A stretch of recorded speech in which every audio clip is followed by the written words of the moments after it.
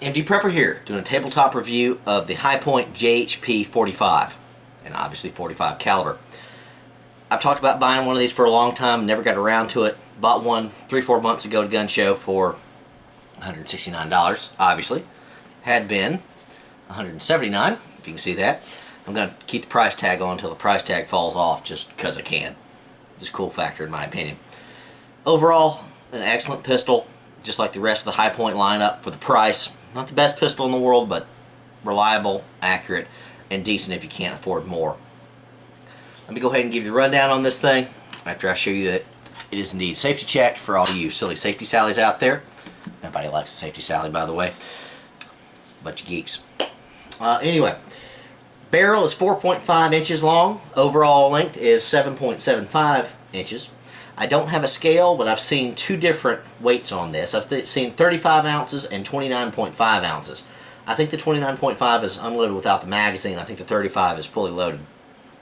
Single stack magazine, 9+1, which is ample. A lot of people complain about Hi-Points. Well, they're only single stack. Well, 9+1 is more than any 1911 for a 45, so that's not bad. That's nothing to complain about.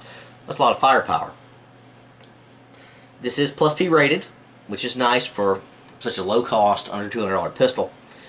It's big and bulky, okay? Only comes with one magazine.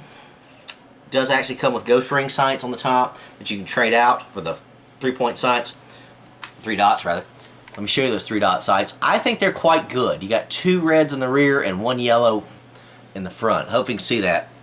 They're fairly narrow overall for a 3-dot sight, but they're pretty good actually. Good sight radius overall. I don't like ghost ring sights on pistols. That's a personal preference. I've just never gotten used to those. That's me. It's not the gun. Only ships 1 magazine, but for that price of a gun, what can you say? Magazines are about $18 a piece from what I can find generally online. I've picked up 2 more here that I haven't tried out yet, but I would definitely recommend at least 2 more magazines. I've always been a fan of at minimum 3 magazines for a semi-auto pistol, but I'll cover that later.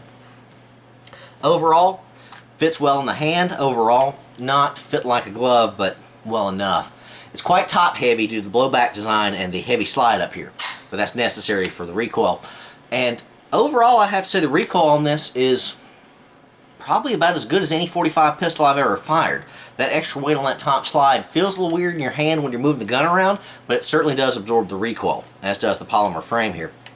So, can't really complain about that. This is a fairly easy shooting 45, especially if you're taking somebody new or rookie shooter out, female shooter to fire a 45. Believe it or not, I'd pick this first over a 1911, something like that. But don't be scared of this with the recoil. Sights are fully adjustable for windage and elevation, which is nice. Mine came spot on accurate, which I'll show you guys in a minute. Not a lot of fluff to this gun at all. One thing I've noticed compared to my old 9mm Hi-Point, they have widened part of the trigger here.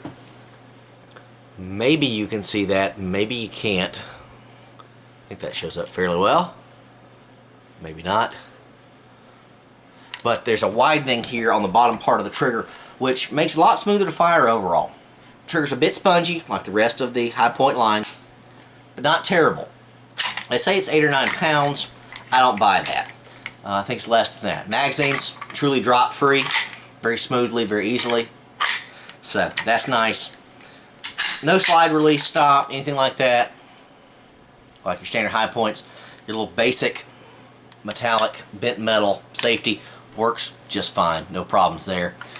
Grips, you can add to the grippiness with a Hogue wraparound grip, something like that, but you don't have any option for customization, really. Again, basic gun, under $200, how can you complain? You really can't. I have fired roughly 300 or 350 rounds through this so far. Not a single jam, failure to fire, stovepipe, nothing. Absolutely flawless with everything. I've not fired any +Ps because I just don't tend to fire +P 45s. I think that's a little overkill and a little silly on the recoil for something as deadly as a 45 in my opinion. Like I said, magazines are $18 a piece. I would definitely recommend picking up 2 more. I did pick up a holster, little Phobos paddle holster. Not that I intend to use this a lot, not at all. This gun is a nightstand gun. It's entirely too bulky for concealed carry or glove box gun, anything like that, unless you've got a massive glove box in your car. This is a home gun. You want some massive handgun fire to send at somebody. Keep this bad boy, a couple extra magazines, fully loaded. Get about 27 rounds or 28 if you keep one in the pipe, you're good to go. That's a lot of pain. But if I've got a high-point carbine or something like that extra, I might want to have this holster just to put this on my waist real quick if I needed it. It's about $30, I think. Worth having around. Not going to use it much, really, but I like having a holster for each of my firearms, even for this cheap one. Don't remember how much I paid for this. I think it was 20, 25 bucks. As far as accuracy goes, it was pretty darn good. Quite amazing, actually. Even better than my 9mm, probably due to the sight radius. These are the first 30 rounds I fired from about 15 yards. Dirty Bird target. See these outside rounds? 1, 2, 3, 4, and 5, and 6. That was the first magazine. I fired 5 plus 1.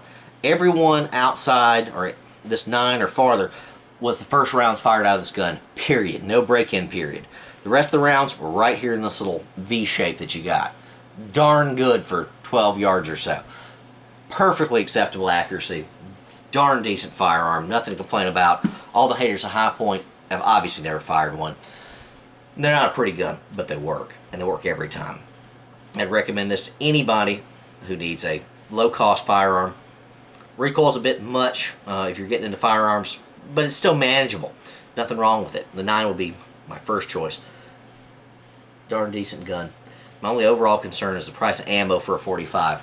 After 9 boxes of target ammo, which run about $20 a piece, you've already bought the gun. So, 9 boxes of ammo, which is 450 rounds, that's the gun. If you're shooting 45s, I'd say I'd try to go for a higher price gun overall, relatively speaking, but that's another discussion. I'll talk about that later. Overall, great gun. Can't knock it. Very happy I bought it. Been talking about it for years. Cannot argue. $169.99. I know they're cheaper out there. This is the cheapest I could find them locally. They're hard to find, actually. You never find them used, which I think speaks to how good they are. Why would someone give one up? And maybe the resale value is too low, but I don't think so. I think people who buy High Points keep them because they need them. Good backup gun, good secondary option if you need a second gun for somebody else, prepping, backup, survival, etc., which I'll talk about in other videos. Would certainly recommend this in a heartbeat for the price. Under $200 for a 45 that has a capacity greater than a 1911? Huh, okay, sure. And only $20 a magazine or less? What can go wrong? Great pistol. Not the prettiest, but it works. Hope this helped out. Hope you found it enjoyable. Andy Prepper out.